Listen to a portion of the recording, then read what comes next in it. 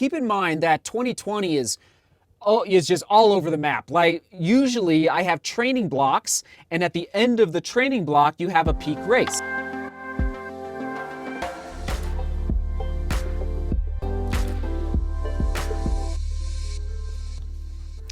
Wakey, wakey, everybody, wakey, wakey, we just keep working, even though some tough news came down the pike yesterday.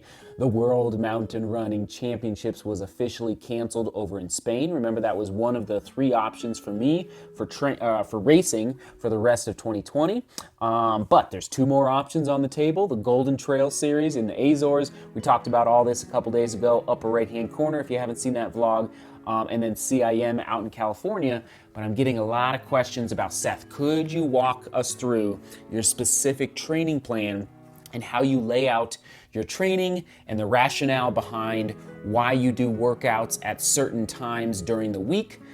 So anyway, today that is the goal, which means I'm gonna resist as much. You know how much I love to tell a good story, but especially with visuals. So I'm gonna do as concise as possible my run up in the mountains today, rather than film the entire journey. I'm just gonna keep it maybe 45 seconds to a minute, all right, everybody? But we do have a winner chicken dinner, here we go, of the Ached Away massage gun. There it is. Remember yesterday's vlog, the first person to comment with love down in the comments wins this $300 Ached Away. There it is. It's working, everybody. Winner, Beek Hadler.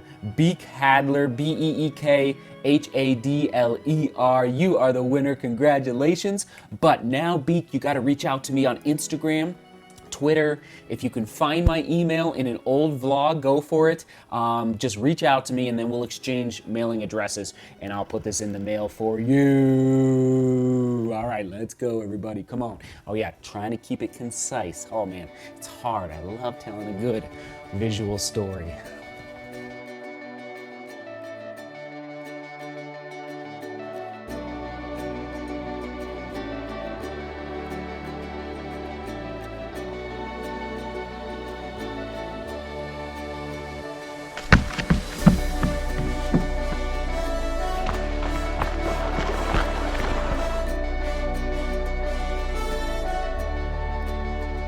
How are you? I'm great. We'll do an elbow bump. Right. Thanks for watching the vlog. I do watch the vlog, and this man is great. No. Pikes Peak Marathon. No, you're great. Getting up here, 6 a.m., crushing it. And you. Great job. So did you saw the Pikes Peak vlog? I did indeed. Nice. Heroic. Heroic stuff. I don't know about that, but it was a good day. I bet you True Love is pleased. Yes, True Love is very pleased. Well, thanks for saying hi. Oh, Thanks. I'm still training. Oh, I know. The work doesn't stop. So many more fastest known times. That's right. We're not done working this year. Okay, man. All right, man. We'll see you on the way down. Okay. All right. What was your name?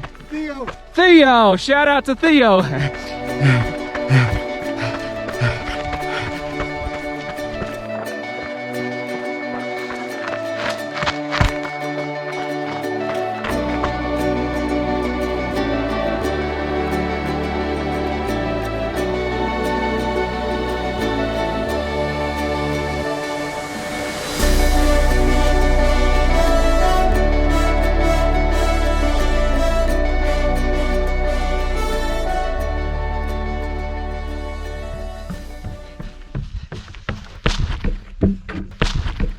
Here we go into the studio. Right now, I'm gonna break down the timeline that I have for qualifying for the Azores race over in Portugal. And now, like I mentioned this morning, the World Championships is off the table, which it does, it basically makes things a little more simplified. So that would have been 2 weeks after the Azores race, the World Championships in Spain. So it does simplify things, but it is like, oh man, it's sad. Like, I don't know why they called it, you know, maybe it was the travel restrictions, I'm not exactly sure, but anyway, 56 days to go until the race in the Azores, okay? Here it is on the Golden Trail Series website. All right, but now, as you know, to qualify, I've got to run an FKT just up the road in Boulder, Colorado on the Boulder Skyline Traverse, which I ran in May twice, okay? And one of the time, actually, I may have even done it, no, I think twice. And the first time I actually got lost, but twice. So as I'm planning out my training schedule, I have 3 areas that I really focus on, and it's nothing earth-shattering. You probably do this as well. I need to know what is the distance of the race, okay? And of course, keep in mind that 2020 is just all over the map. Like, usually I have training blocks, and at the end of the training block, you have a peak race. But in 2020, everything's up in the air because you don't know if the race is going to be canceled or not. Like, I was getting ready for the Hamburg Marathon, which evolved into the DGR Virtual Marathon. So anyway, just keep that in mind. We're in strange times right now, which definitely is impacting my training strategy. Just want to make sure that is very clear. So I ask myself, what is the distance of the race? What is the vertical gain of the race? Along with, I also add to that, what is the surface that I'm going to be running on? Like, is it loose rock? Is it buffed out trail? Is it a dirt road? Is it pavement? Etc., etc. So that's also key. Now, the third point, and what I think is the more important point that I ask myself as I'm building out the training plan, is this: am I going to enjoy the process? Okay, meaning, am I going to enjoy the long run? Because here's the deal. I love long runs. I love running up big mountains. I love running without stopping. I don't enjoy track work. I don't enjoy interval training. And I don't enjoy, I'm just going to say it, like, a lot of people ask me, like, Seth, do you ever cross train? And I really don't. Like, I don't do swimming and I don't do cycling because I don't really love it. And here's why I don't do those last 3 is I have found in the past that if I am doing more of what I love, I'm gonna do it better. Now, I will say, and I'm doing a little asterisk on my own coaching and training, is that I do see the benefit at moments of, yes, going, what am I sometimes saying? Going outside your comfort zone. So I see the benefit of that as well. But what I have found in the past, and I think it was just confirmed at Pikes Peak a couple weeks ago, is that if you do what you love, you're gonna go all in. And you're gonna do it really well. And you're probably gonna end up at the starting line of the race or the FKT extra fit. You know, more fitness inside your aerobic engine than you ever thought possible. So that is my approach for building out my training plan. Just wanted you to see that overall vision. But here we go. I want to get real specific here. What is today? Today is September 4th, okay? So the goal is October 1st, an FKT by October 1st on the Boulder Skyline Traverse, which is, okay, 17 miles, 5,500 feet of vertical gain and loss. All right, so quite a bit over 17 miles, but I will say right now, obviously less than Pikes Peak. Pikes Peak was, it's called a marathon, but it's actually a little less distance. It's closer to that 25-mile mark with 72, I'm going to call it 7,200 feet of vertical gain and loss. So this week, 115 miles with 8 to 10,000 feet of vertical gain. Next week, 115 miles, 8 to 10,000 feet of vertical gain. And then the following week, the week ending on September 20th, 115 miles with 6 to 8,000 feet of vertical gain. Again, what do I like to do? I like to run a lot and I like to do long runs. So I'm going to do more of that. And guess what? It worked for Pikes Peak. Well, don't fix it if it ain't broke, is my theory. So 6 to 8,000 for the week of September 20th. That following week, I'm going to do a scouting mission on the Boulder Skyline, probably the 23rd or 24th, not sure which day.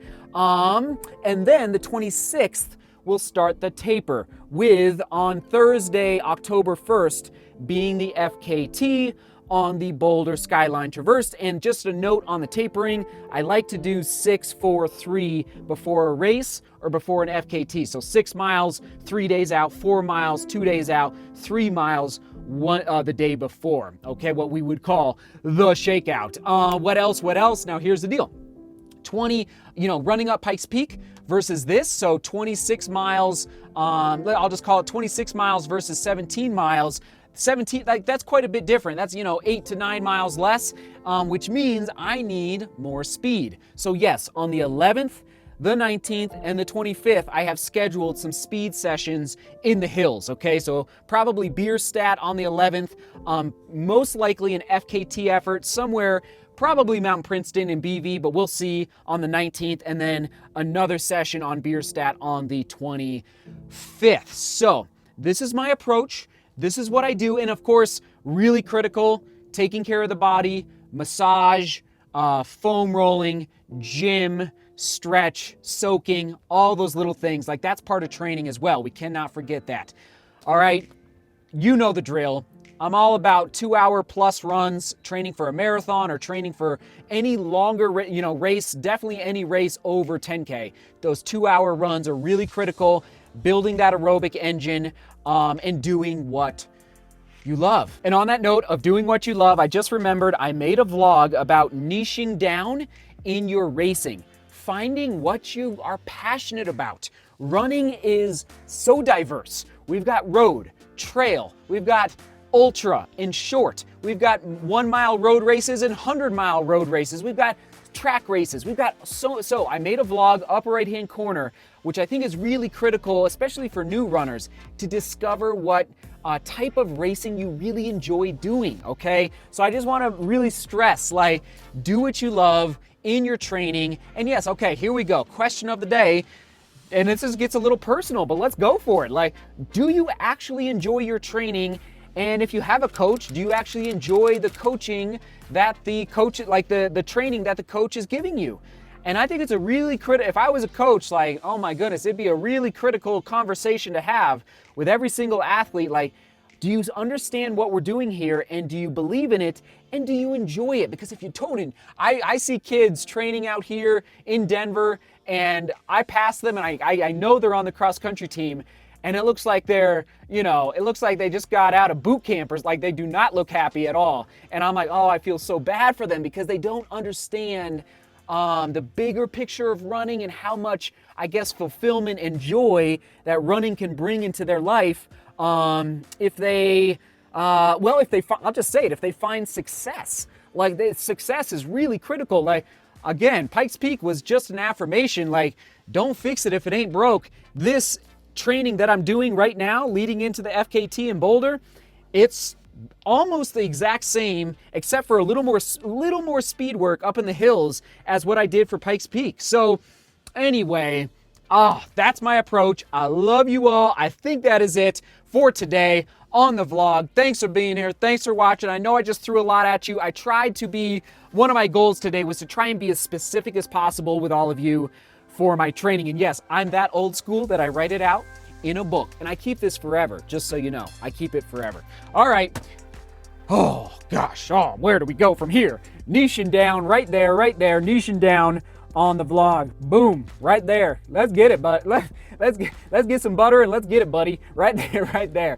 Seek beauty, work hard, and love each other. See you tomorrow.